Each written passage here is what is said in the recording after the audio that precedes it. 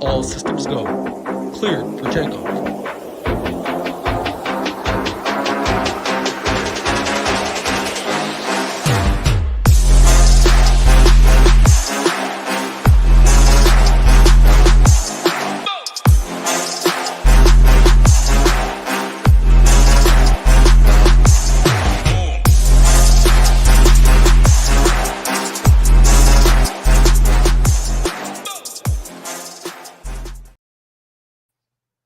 What's up, everybody? Big Marley 3 from SHIPIT Nation here to break down the Week 8 NFL slate for you guys. NFL Afternoon Slate, that is. But before I get into this short slate, I want to mention that we have a 10% discount available right now over at SHIPITNation.com with promo code NBA10. The NBA just started, and we have already had a few big wins over in our Discord. All sports are included for just $69 a month, and we have been crushing all sports. Now you can save 10% with that promo code NBA10. So come join the nation and get in on these big wins. Once you sign up, you will get access to this 4-hour educational video from our guys Hoop and Tambo. They're two of the best in the industry, and they're giving away all their secrets in this 4-hour video. Hoop talks about winning the Millie Maker last year, and Tambo crushes qualifiers and live finals. So he talks about his strategies for those, along with a bunch of other great information to help you guys become better DFS players. They also just launched this 2-hour NBA course as well that will help you learn that sport. So there really is no better time to sign up. All sports included, just one low price. All right, let's get into this afternoon slate. The first game is going to be the Browns versus the Seahawks. Deshaun Watson is out this week, so the Seahawks are 4-point home favorites with a 20.75 team total. And this is our lowest game total on the slate. Jerome Ford is questionable at running back for the Browns, but if he is out, then I really like Kareem Hunt at 5,200, and he would be my top option on this Browns team. I don't really want any PJ Walker exposure, and I don't trust him enough to want to pay up 6,200 for an Amari Cooper. So I think that David Njoku is going to be my favorite Cleveland pass catcher this week. He's only 3,600 at tight end if we need to pay down at that position. And that's really it for the Brown side for me. And then it's going to be the usual suspects for the Seahawks. If I am using Geno Smith, then I want him stacked with at least one of DK Metcalf or Tyler Lockett at wide receiver. And both are affordable if we want to double stack. JSN is priced up this week, so I'm probably out on him, but I do like Kenneth Walker. We can also toss him into those Geno stacks, and he had 28 total touches last week. He is 7K at running back, and then I like him stacked with the Seahawks DST if I'm not using those Geno stacks. The next game on the list is the Ravens at the Cardinals. The Ravens are 9.5-point road favorites, and they are tied for the highest team total on the slate at 27. I expect Lamar to be popular this week. After having his best game of the season last week, he scored just under 38 DraftKings points, and he had 4 total touchdowns. He did pass for 120 more yards than he did in any other game this season, though. So I'm not against getting away from him if he is going to be the clear highest owned on this short slate.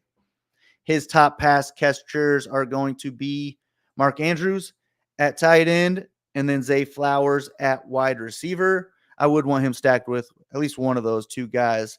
But we do have Odell Beckham Jr.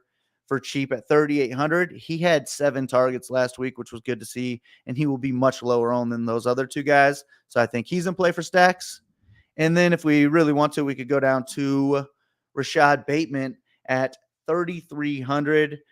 He's 2K less than he was to start the year, and he did have his highest yardage total of the season last week, so he could be an unowned contrarian play. And if I'm using Lamar, I don't mind, pairing a Bateman or a Beckham with a Mark Andrews instead, just to get a little bit more different from the field. If I am stacking up the Ravens side of the ball, then I'm fine using one of these wide receivers from the Cardinals. I really wouldn't want any of these guys unless they are at least mini stacked with a Ravens player or two. But Marquise Brown would be my favorite option. He is 5,200. He's the clear number 1 wide receiver on this team, and he is in a revenge spot here against the Ravens. And then the low-owned guys would be Michael Wilson at 3,600 and then Rondale Moore at 3,400. And he has had 15 rushing attempts on the season. He could start getting more involved there.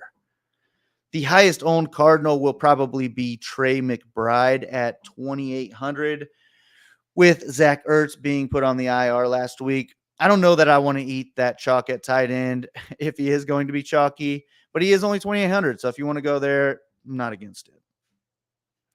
The next game is the Chiefs as 7-point road favorites traveling to Denver, and they are the other 27-point team total on the slate. Travis Kelce is the best tight end in the league, and he has the best matchup he could ask for. I really want as much of him as I can afford at 8,400, but him and Mahomes priced together is 16.8K, and that's tough to afford. If I am stacking those two up, then maybe I toss in one of these cheap wide receivers or even two of them just to get a bit more contrarian and to help me pay up for that premier stack. Rashee Rice has been the top wide receiver by far on this Chiefs team, but he is 5K now, and he really doesn't help us get up to that Mahomes and Kelce stack. So I might just take shots on these real cheap guys like a McCole Hardman at 3,300 or Sky Moore or MVS. They're both 3,200. We really don't need a lot from these guys, but if they end up catching a touchdown, it will really help out our stack, and they'll all be low owned. And then if I'm not using Mahomes at quarterback, then I really like Isaiah Pacheco at running back. He's only $6,100, and he's going against the worst defense in the league. And then I really don't want much from the Denver side of the ball, but I would say that my two favorites would be Javonte Williams at running back. He's averaging over 5 yards per rush the last 2 weeks, and he should be low owned. And then I like Marvin Mims Jr. as a cheap wide receiver piece for those Mahomes Kelce stacks. It helps us pay up, but I like him more if Brandon Johnson's going to be out this week. And then the last game on the list is going to be Cincy at San Francisco. The Niners are 5.5-point favorites in this one, and we have a 43.5-point game total. We just got word that Brock Purdy is expected to start in this game, and he's going to be the cheapest quarterback I want exposure to. He's 5,600, and I want him stacked with at least one of Brandon Ayuk at wide receiver or George Kittle at tight end, and I'm fine stacking him with both as well. But Christian McCaffrey is going to be our top target in this game at $9,200 if we can't afford it. He scores every single week, and he already has 11 touchdowns on the year, including 3 receiving touchdowns in the last 4 games. So I think he could be a Purdy stack piece as well. And then the Bengals are coming off a bye, and they are going against a good defense. But I do want some Joe Burrow exposure at 6K, and I would make a rule that he is stacked with at least one of Jamar Chase or T. Higgins. And I'm also fine stacking him with both. Joe Mixon's also in play at running back, but he's a guy that I like more if he's going to be low owned, and if he's going to end up being the chalk, then I'd rather get away from him. But the Niners did allow 3 rushing touchdowns to the Browns last week, so maybe it could be a Mixon week. And then the last guy I'd mention would be Tyler Boyd at wide receiver. He's $4,600, and he has had at least 7 targets in each of the last 5 games. But he just really hasn't done much with them, so I'd rather use him for my Burrow stacks and pair him with one of those other 2 wide receivers. But those are the players I plan on using in this afternoon game slate.